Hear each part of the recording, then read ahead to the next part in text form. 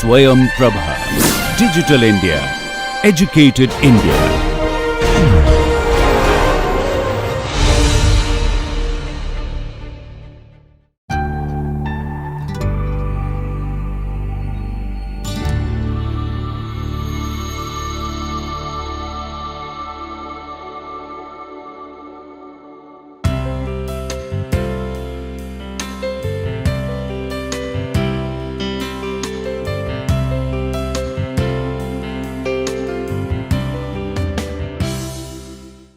Hello everyone, now we will have a tutorial session, and in this class we will solve some numerical problems based on our last 4 classes.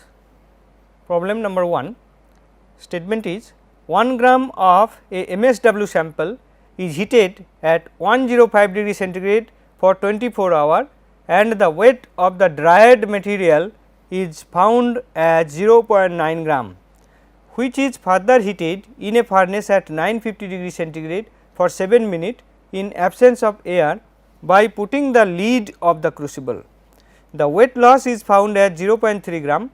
The remaining material is cooled with lid cover. When the temperature reaches to ambient temperature, its lid is opened and it is further heated in an oven at 750 degree centigrade for half an hour in presence of oxygen. After cooling the material, the residual mass of the material is found as 0.14 gram. Determine the moisture content, volatile matter, ash and fixed carbon of the waste. So, this problem is a proximate analysis, a case of proximate analysis, and we can solve it as per our discussion in the previous class. So, here we have initial mass is equal to 1 gram and then moisture content is how much? The first one is moisture content, which is heated at 105 degree centigrade for 24 hours. So, the dried material is 0.9. So, the remaining 1 minus 0.9. So, that is our loss. So, that is the moisture. So, 1 minus 0.9 divided by 1 into 100. So, 10%. So, 10% moisture we are getting. Then heating at 950 degree centigrade for 7 minutes, that loss will be related to the volatile matter. So, volatile matter content is equal to 0.3, because this loss is 0.3 directly given. So, 0.3 by 1 into 100. So, that is equal to 30%, and after that, after heating at 750 degree centigrade for half an hour in presence of oxygen, the amount which is remaining, that is our ash content. So, the ash content is 0.14 by 1 into 100. So, 14%. Now, by difference we will get the fixed carbon. So, fixed carbon is equal to 100 minus ash content minus volatile matter content and minus moisture 100 minus moisture content minus volatile matter content minus ash content. So, we are getting 46%. So, fixed carbon is 46%. So, problem number 2, the statement is an industrial wastewater is tested for measuring BOD5 value. The wastewater is diluted 100 times with dilution water before it is used in the test. The DO of one real and blank sample are determined, which is 10 ppm. Other 2 BOD bottles filled with real and blank samples are incubated for 5 days at 20 degree centigrade. After 5 days, the DO value of the real and blank samples are found as 3 ppm and 9.5 ppm respectively. Calculate the BOD5 of the original wastewater sample. If 5 ml of microbial seeds are used in the preparation of 300 ml dilution water, how the BOD value will differ? So, this is the problem based on the determination of BOD. So, we have the formula.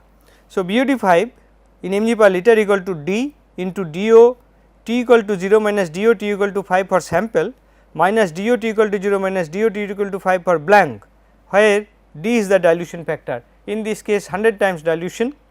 So, D is equal to 100 and DO T equal to 0 for sample that is equal to for that is equal to 10 ppm, and it is given this is for both real sample and the blank test bottles, and then DO T equal to 5 for real sample test is also given, that is equal to 3 ppm, and DO T equal to 5 for blank test is 9.7. So, BOD 5 in ppm is equal to D into DO T equal to 0 minus DO T equal to 0 for the sample as given here, minus DO T equal to 0 for the blank, minus DO T equal to 5 for the blank. So, 9.7. So, this is the formula, and we are getting the value of 670 ppm. For the second case, when seeding is done, in that case D is the dilution factor and F is there, another factor is there that we have to consider. So, F is the ratio of seed volume in dilution solution to seed volume in BOD test on seed, and normally it is near to 1, we have discussed in our previous class. Now, here we will see. So, as per the statement, seed volume in 200 ml dilution water is 5 ml, and for 100 time dilution 3 ml real waste water sample is added with 290 ml of dilution water. So, 297 plus 3, that is equal to 300 ml you are getting. So, this is our sample, this is diluted water. So, the volume of seeds in the real oblique test sample is equal to how much? 5 divided by 300 into 297, because seed volume in 300 ml we have 5 ml of seed volume. 300 ml dilution water contains 5 ml of seed volume.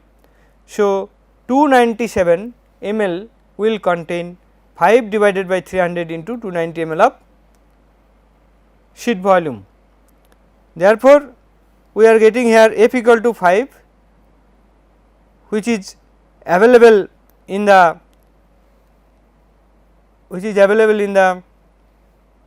dilution solution, 300 ml dilution solution, that is equal to 5 ml. So, 5 divided by 5 into 297 divided by 300. So, 5 into 300 by 5 into 297, that is equal to 1.01. So, that is why F is near to 1 we have mentioned. So, in this case BOD will be slightly different from the first case, that will be we have to multiply it by 1.01. So, we have 100 into 10 minus 3 minus 10 minus 9.7 into 1.01, that is equal to 669.1 ppm. Problem number 3.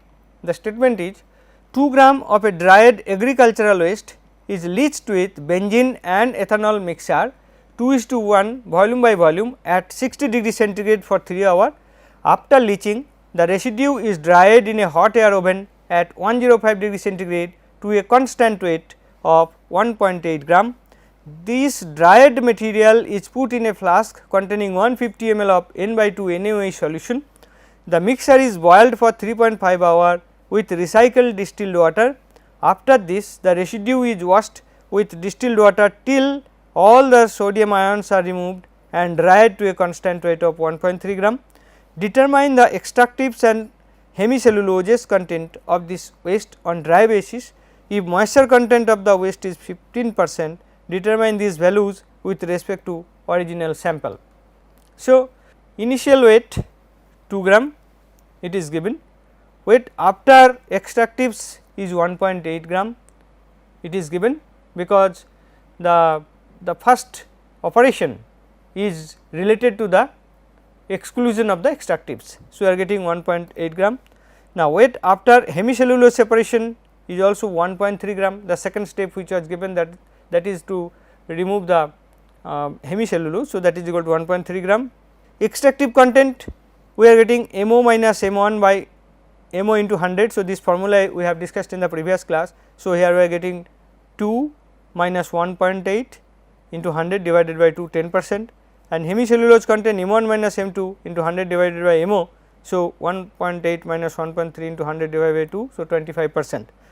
And with respect to original waste material, the extractives and hemicellulose contents are say 85 by 100 into 10%, 8.5%, and hemicellulose content 85 by 100 into 25%, that is equal to 21.25, because it has some moisture content. So, if we consider it on original waste material basis, then these values will be reduced to some extent.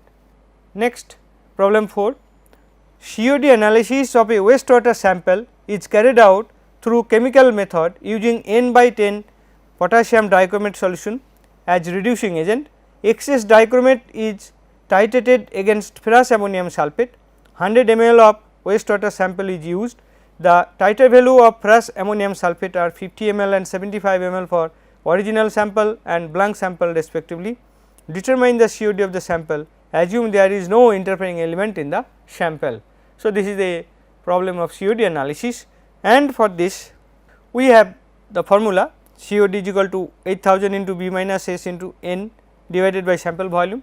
So, here 8000 into B is nothing but B is the volume of FAS used in the blank sample as provided here 75 ml, and S is nothing but the volume of FAS in the original sample, and N is the normality of the FAS. So, here 75 minus 50 and normality is given N by 10. So, N by 10 0.1 divided by sample volume is 100 ml. So, we are getting this equal to 200 mg per liter. Problem number 5, statement is 1.5 gram of a solid waste is kept in the bomb of a calorimeter. The initial and final temperatures of water in bucket are 23 and 28 degree centigrade respectively. The bucket was is titrated against N by 10 Na2CO3 and the titer value is 2.9 ml. Sulfur content in the solid waste is 2%. Per 45 C10 NiCr wire is used to ignite the waste sample and 4 centimeter of the wire is fused. The water equivalent of the calorimeter is 2402 calorie per degree centigrade. Hydrogen content of the waste is 8%. Calculate the HHV and LHV of the solid waste. So, this is the problem related to determination of heating value, and we will discuss and we will solve it. So, to understand this, we will have some discussion on the principles of the determination of heating value. Say, to determine the heating value, initially small amount of material, say 1 gram, is taken in a bomb calorimeter and it is combusted, and the heat released during the combustion is taken up by some water, and the temperature rise in the water and the bomb calorimeter material is measured. That means, the heat given up by the material due to the combustion is taken up by the water and the bomb material.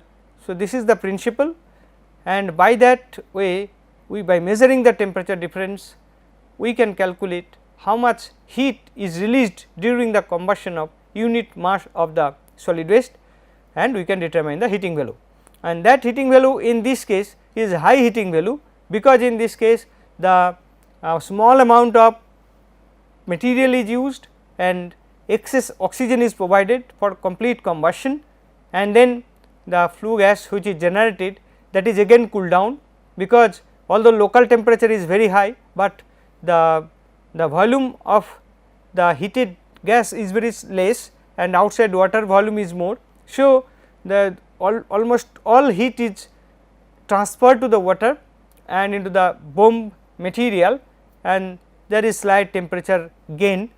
So, we are assuming that since the temperature is below 100 degree centigrade, so all moisture produced during the combustion of the material is already converted to water. So, the amount of heat which is we are getting or we are able to recover, that is the total heat or the high heating value we are getting through this instrument. So, this is the photograph of the bomb calorimeter. So, here the crucible, the weighted amount of material is put here. So, it is around 1 gram. So, after that this is put into this bomb, and after putting it here, the lead is tightened, and then from this we have some connection one way valve where we can send oxygen and pressurize it. After that, then we put it inside this water, and in this water bucket we put some water, around 2 liter water, and then this is put inside this calorimeter, and where this some firing arrangement is there. So, when the material is there, there is some filament. So, these two end we have for electrical correction. So, an electricity will be provided. So, this filament will be burnt and the material will catch fire.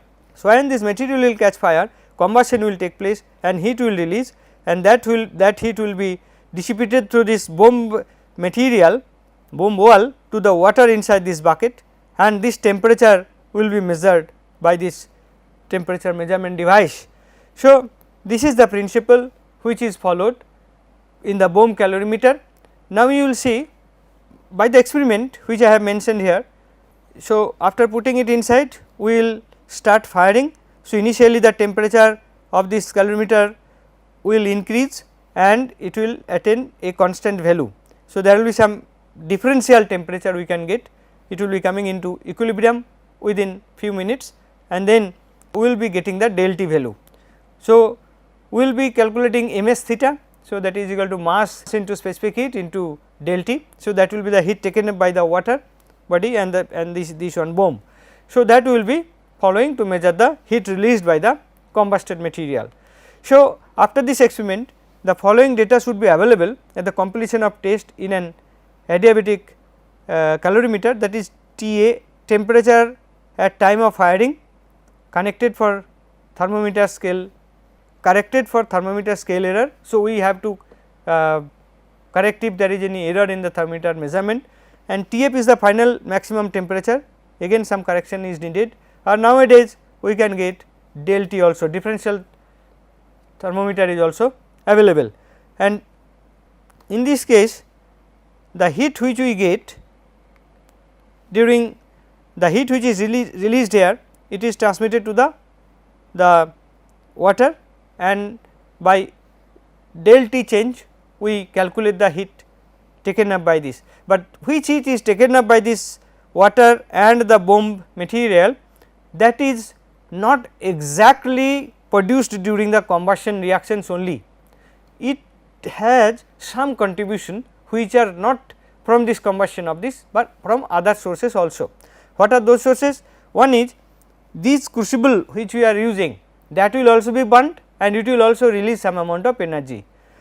Number 1, if there is any sulphur, the shocks will be produced.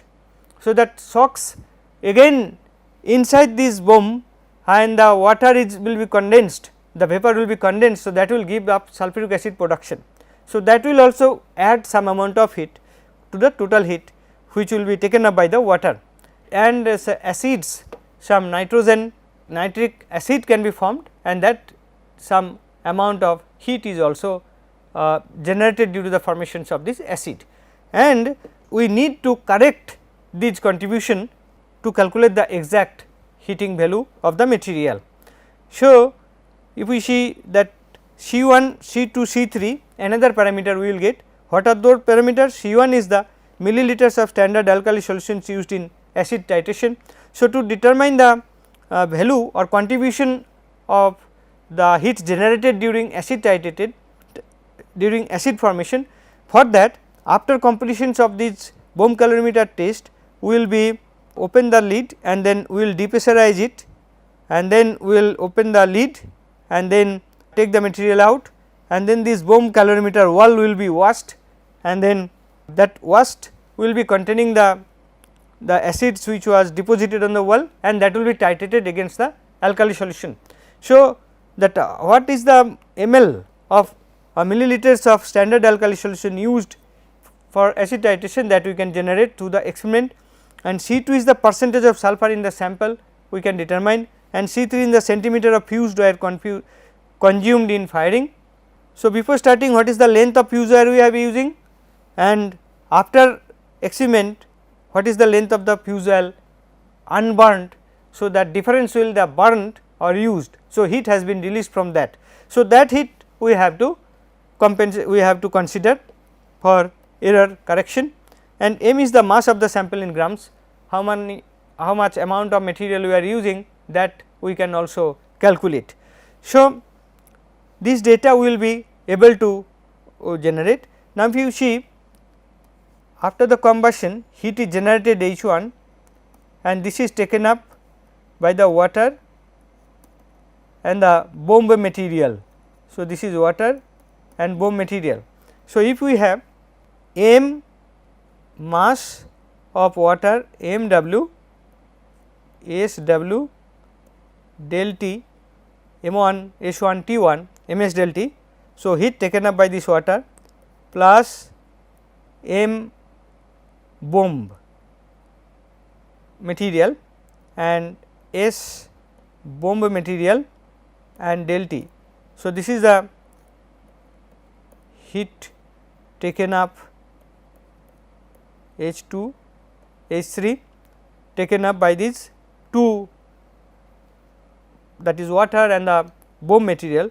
So, that we can get total heat taken up, that is equal to del T is common and m W into S W plus m B into S B.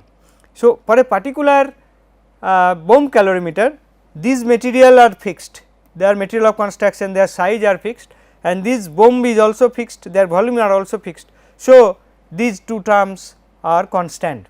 So, that is nothing but W, that is called that water equivalent. Okay. So, this is the heat taken up, and what is the heat released by this material if you have m gram of material. So, m into H, that is the heating value. So, m into H, that is the heating value, that is high heating value, that is equal to this del T into W, but as we mentioned that this is not exactly the amount of heat which was generated during the combustion, it also adds something. So, we have to subtract those because of this your E1 error correction, E2, E3. E1 is from the due to the C1, E2 is due to the C2 and E3 is due to the C3. So, then this correction, by doing this correction we can calculate the actual heat which was generated during the combustion. So, high heating value H will be del T W minus E1 minus E2 minus E3 divided by m, when m is the mass of the material taken in the bomb calorimeter. So, this is the process we follow, and by using this formula we can calculate the heating value. But now the W, how can we get the value of W? W value can be measured using the same calorimeter and using a known substance. Now, this substance will be known. So, we know the heating value of this substance. Okay. So, that is the standardization or the sorry. So, this is the calibration of the equipment we can say. So, in this we used a known material and combust it, and in that case we know how much del H is there, how much heating value is there.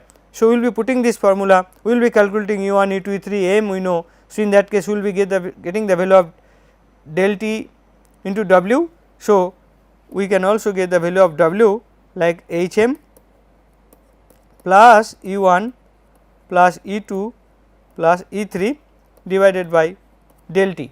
So, that way also you can calculate the value of W, and this is done prior to the applications of the bomb calorimeter and performing the same experiment using a known compound whose heating value is known to us, like say benzene is used. So, how we will do then, how we will calculate the gross heating value, then this formula just we have discussed, and how we will calculate the E1, E2, E3, that we have to know. So, E1 is the correction in calories for heat of formations of nitric acid, just we have mentioned, that is equal to C1 calories. If C1 is the milliliter of n by 10 NaOH solution, then this C1 will be here as E1 in calorie unit, and if E2 is equal to 13.7 into C2 into M, where C2 is the sulfur content in the material and M is the mass of the material we have taken for the test, and we multiply it with 13.7. So, that calories will be our E2, and E3 will be depending on the type of type of materials which we have used for fusing purpose or fuse wire material.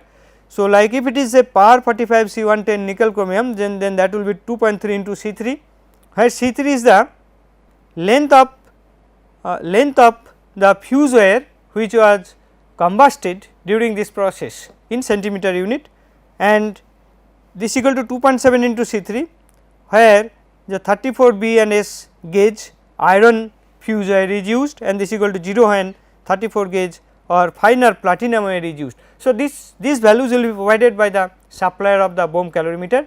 So, now knowing all those things, we can calculate the Ag values knowing the value of W. So, W can be determined by standardizing the calorimeter using a compound whose heat of combustion is known, basically benzene is used. So, this is the standardization procedure we have mentioned. So, that is W is the energy equivalent of the calorimeter in calories per degree Celsius. So, these are the different methods we have already discussed. Normally 0.9 or 1.2, within this the benzoic acid is used for the determination of W value. Now, let us see in our problem statement what are the values. So, as per our problem statement, we know that high heating value will be T into W minus E1 minus E2 minus E3 by M, and in this case the M is equal to 1.5 gram it is given, and C1 that is 2.5 ml standard alkali is required, and C2 2% sulfur, and C3 is equal to 4 centimeter of wire, the fuse wire, and T is equal to 28 minus 23, that is equal to 5 degree. So, that is equal to del T basically, and W equal to 2402 calorie per degree centigrade, it is given in the statement. So, E1 will be how much? It will be related to C1. So, this equal to 2.5 ml into 1 calorie per ml. So, 2.5 calorie. Then E2 will be 13.7 into C2 into M calories, that is equal to 41.1 calorie, and E3 2.3 into C3, that is equal to 9.2 calorie, because the fuse wire which is used that has this formula.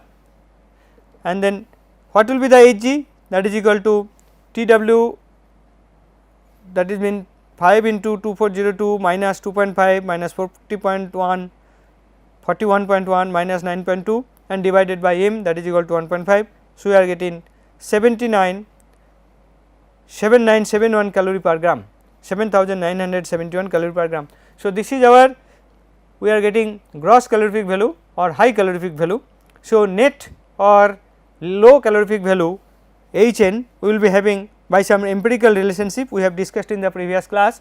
So, that is 0.555927 into 1.8 Hg minus 91.23 into H, where this Hg is the gross heating value and H is the percentage of hydrogen. So, in our previous statement percentage of hydrogen is given. So, we will multiply this. So, we will use this formula and keeping these values of Hg, that is equal to 7971 and value of H as 8%, it is already given. So, we by this calculation we are getting 7570.59 kilocalorie per kg. So, now the problem is solved, and then problem number 6. So, the statement is to determine the water equivalent of a Bohm calorimeter 1.1651 gram benzoic acid sample, high heating value 6318 calorie per gram was used. The experiment produced a net corrected temperature rise of 3.077 degree centigrade. The acid titration required 11.9 ml standard alkali and 8 centimeter of par 45 C10 nickel chromium fuse wire was consumed in the firing. Determine the water equivalent of the Bohm calorimeter. So, just discussed. So, water equivalent we can calculate by this formula H into M plus E1 plus E2 plus E3 divided by T. Now, in this case H is given, M is given, C1 is given, C2 is very important because we are taking pure benzene. So, we are using benzoic acid. So, benzoic acid does not have any sulfur. So, sulfur content is equal to 0 or C2 equal to 0. So, E2 will also be 0 and C3 is 8 centimeter as it is given. So, T equal to or del T equal to 3.077 degree centigrade. So, by putting this value E2 is becoming 0 and E1 is certainly 11.9 into 1, that is equal to 11.9 calorie, and E3 is equal to 2.3 into C3, 2.3 into 8 equal to 18.4 calorie. So, W equal to Hm, that is 6318 into 1.1651 plus E1, that is 11.9 plus E2 equal to 0 and E3 is equal to 18.4 and divided by the temperature rise. So, that is 3.077. So, we are getting 2402.1 calorie per degree centigrade. So, that is the energy equivalent of the Bohm calorimeter. So, now we have solved all the problems up to this in this class. Thank you very much for your patience.